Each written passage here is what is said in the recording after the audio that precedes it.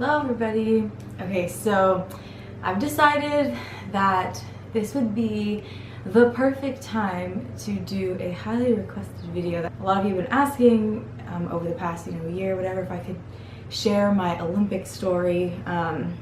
We thought with the Olympics going on right now and with gymnastics going on that this would be the perfect time for a little Olympic story bonus video.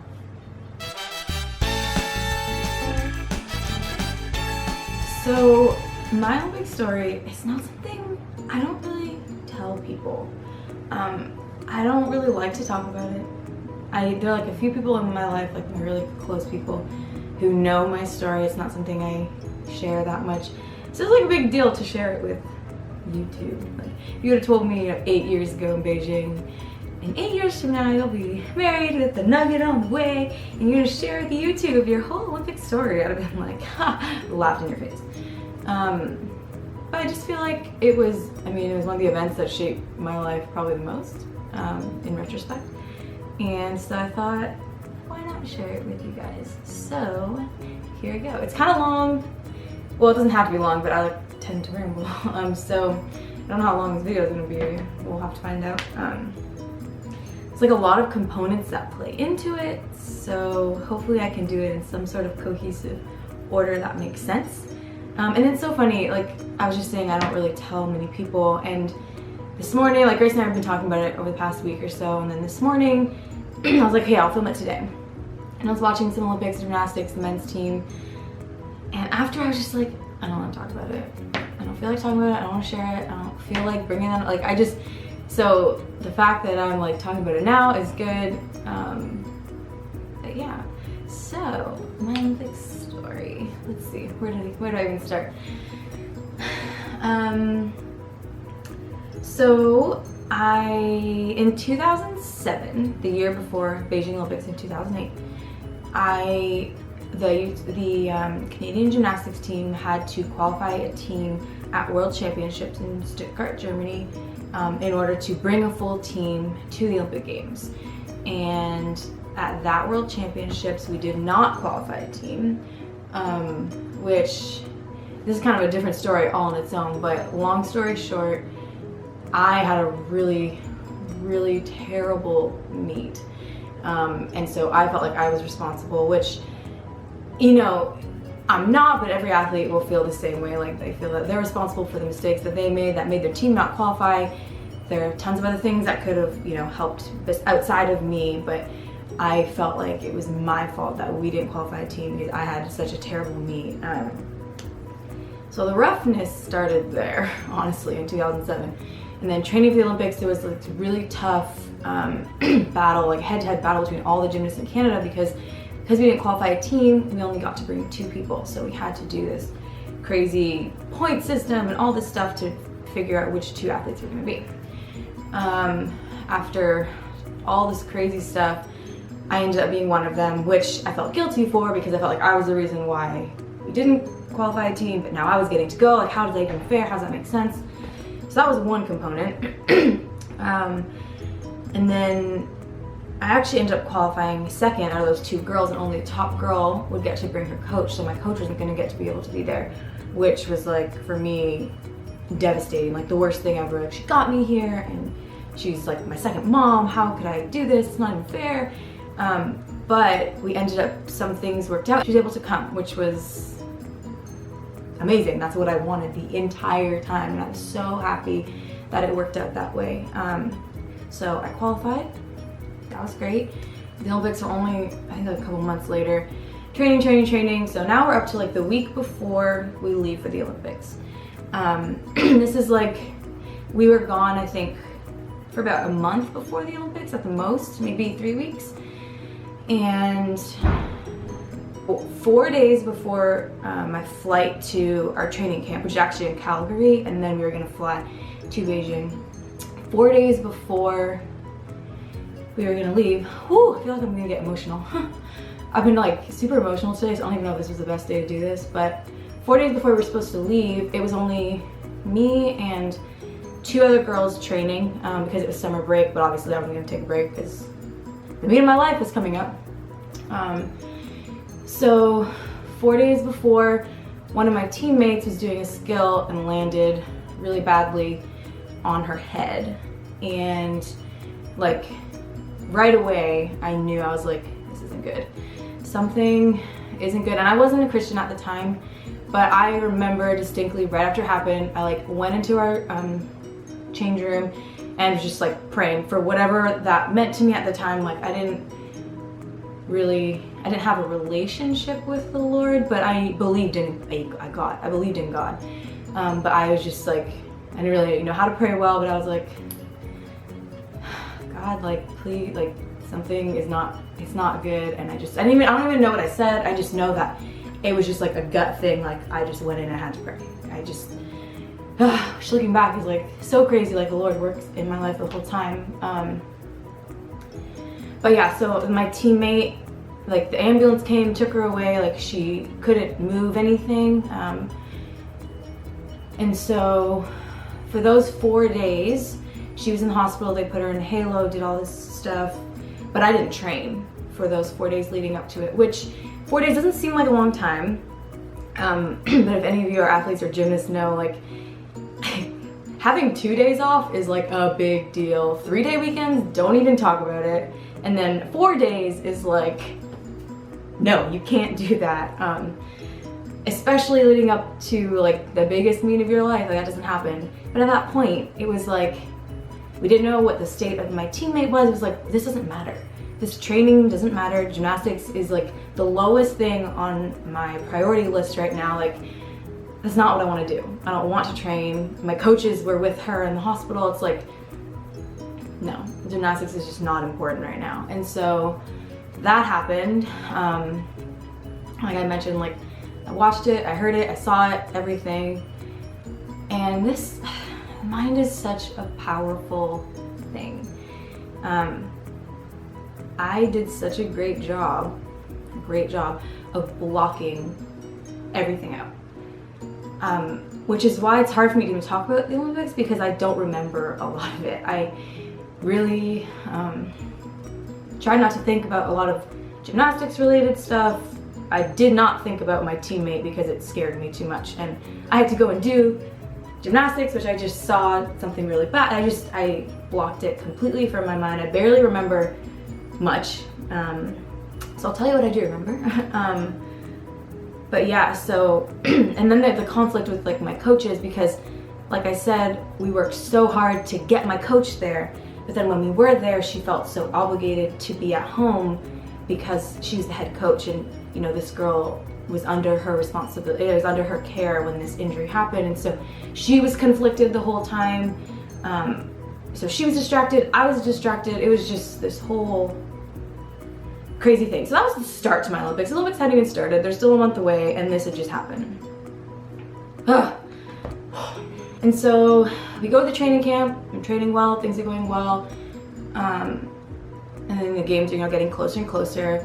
And another thing that was playing into all of this is like the pressure that athletes, and I think gymnasts in particular, feel to be thin, to be tiny, to be fit. So this is one of the stupider things I think I've ever done in my entire life. Through that month of training, I was like not eating what an athlete at my level should be eating. I was eating, and I wasn't anorexic, I wasn't bulimic, I didn't go that far, but I was eating probably half at the most of what I should have been eating. So when I left for the games, I was 107 pounds and maybe a half, 107.5 pounds. And by the time I competed, I was 101 pounds. Which over like 3 weeks, when you're training super hard, is so dumb to do. Because you know, you're doing all these things that rely on body weight, and you change your body weight by like 6 pounds. No kidding, it was so crappy, Elyse, like what are you thinking? But I didn't care, I just wanted to look small and fit and good, and yeah, so that happened as well, which, you know, great choice. At the time, it was just what I did. I didn't think twice about it. I was like, well, I'm away from home, it's easy, I don't know. Whatever, so that also went on.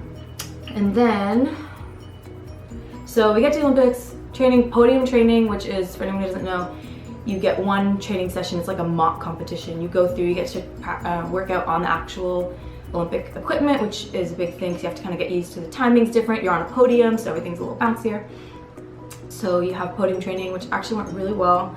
And I remember being like happy after that one. And then day one qualifications, they were decent. Like I did okay. Like I said, we didn't have a team, so it was just I was qualifying for either event finals or all around finals. And I was like, I think I was like expected to make beam finals because that was my best event. I had medaled in 2006 at Worlds. It was just like, that was my thing, that was our goal. And day one, honestly, looking back, probably almost couldn't have done it. I mean, it's possible, but beam was my first event and I was like 4th up and I was in the first subdivision. And so in any subjective sport, going near the end is always better. And so I was pretty high up in the day, in the whole day of competition. It would have been really hard for me to qualify.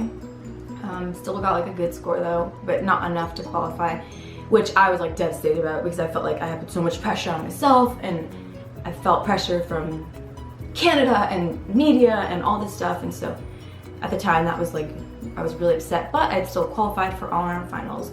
And I qualified, I think in 19th or something like that, like under 20 or something. And I think it's only top 24 that make it. And so I was like, okay, like this is good. My coach and I talked about it. My goal for all around finals was to be top 10.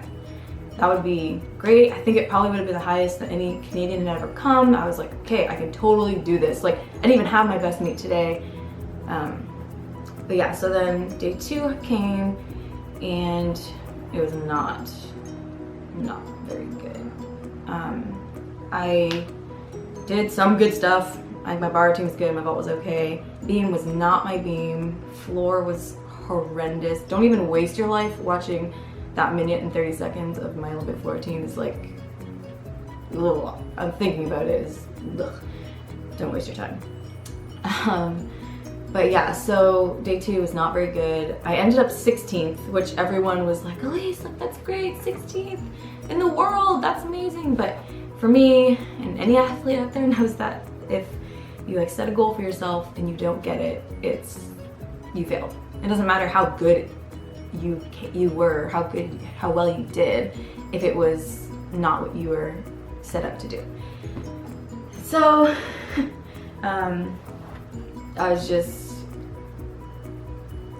it just sucked. And like saying it back, it doesn't even sound that bad, but like the emotional and mental everything that was going on at the same time was just like too much. Like I couldn't handle it. And honestly, that's pretty much all I remember about the Olympics. I remember after the meet was over, like my mom and sister were able to come and we saw the Great Wall. We did like the China touristy things, but beyond those few things I don't remember much more. Yeah, I felt like I came short of every single goal that I had set up for myself for my Olympic Games. And I knew I was already almost like a week away from being 19. For a gymnast at that time, I mean, now we have like Oksana Chusovitina, who's 41, and Danielle Hippolito, who's like 31, like doing crazy stuff. But I was like, this is my only shot at the Olympics. Like I'm probably not gonna come back for 2012 at the time. And so I had like completely failed and I was just upset and I didn't want to go home to see anyone from my gym. I just felt like I let everyone down. Right from Beijing, actually, I went home for a week and then I went right to UCLA. It took me until 2012, until the London Games were going on, to go back and watch my competitions from Beijing. I hadn't watched them, didn't want to see them, didn't care to listen to anything about them, just didn't want to see or hear about anything. I was like, it's over, I'm moving on, I'm done, I'm going to UCLA. But I watched them like around the time of the London Games, and it's funny, like at the time it was the worst day of my life, like the worst meet of my life, and looking back, definitely wasn't the best meet of my life, I'll still say that. But it wasn't as bad as what I had felt that it was. but it took me 4 years to have let it go enough to even watch it. And the only reason that was able to happen, I had like a heart-to-heart with my my coach, the coach that took me to the Olympics, and we like talked through everything. And that was literally like in 2012 that we had that heart-to-heart. And also I became a believer, and I realized, you know, Jesus loves me even though I sucked at the Olympics. Sucked. And it just like changed my whole perspective on everything. And those two things together allowed me to just let everything go and be able to watch myself, and just, you know, be proud of what I accomplished. And yeah, I didn't reach any of my goals, but I still was able to represent my country. I was still one of those, what's that percentage? I saw some percentage today of like the number of athletes in the world that become Olympians is like 0.00, like crazy, of all the people in the world or something. And I was one of those, and that's really cool. But it took me a long time to get there. Because what people don't understand is like, yes, the Olympics, they're great, it's amazing, but out of all the athletes that go, like a handful, this big, a small handful win a medal, and that's it. And most of the other people are just like devastated or upset or feel like they underperformed, or so it's an amazing event, but it can also be, you know, really, really difficult. And for a lot of athletes, it takes a long time to get over it. And I was one of those people. Yay. And I really wanted this video to be like, I wanted to show like pictures and like clips, but all that stuff is in Canada and I couldn't get it. There's like stuff on YouTube and online, but I don't want to get like copyright in trouble with that stuff. So put like some links below to some of my routines from the Olympics. If you guys want to check that out, you can. But I couldn't put them on here because I don't own them. But yeah, so you just have to be stuck with watching me talk the whole time, sorry. But you can look at those later. But yeah, I mean, it's kind of my story. I don't like to talk about it because it wasn't the best meet of my life, and everyone would go in thinking like, the Olympics, have been training your whole life for this, it should be the best one. And it wasn't even probably close to the best meet of my life. But I was there, I guess. But yeah, I mean, that's my story. I hope that it was interesting / entertaining / informative. I don't know. I don't really know. I just know that people like to hear about it, and we thought, what a perfect time, because this is all going on right now. But yeah, that's it. In retrospect and everything, I wouldn't change it. Obviously, there are things I would love to change, but it really helped me become who I am today. As cheesy and cliche as that sounds, that experience and that difficulty and mental struggle, I don't know, I wouldn't be the same person, and I don't think I'd be as resilient through difficult times as I am now, because that was one of the hardest things I went through. Up until growing this thing, that was definitely one of the hardest times of my life. Different story for a different time. But yes, that is my story.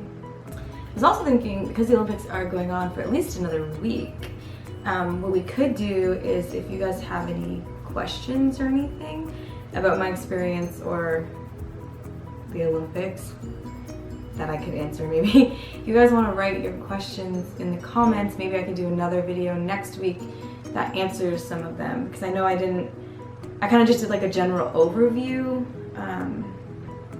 Yeah, maybe we could do that if that's something you guys would be interested in. Let me know below, because that's the only way I can reach you.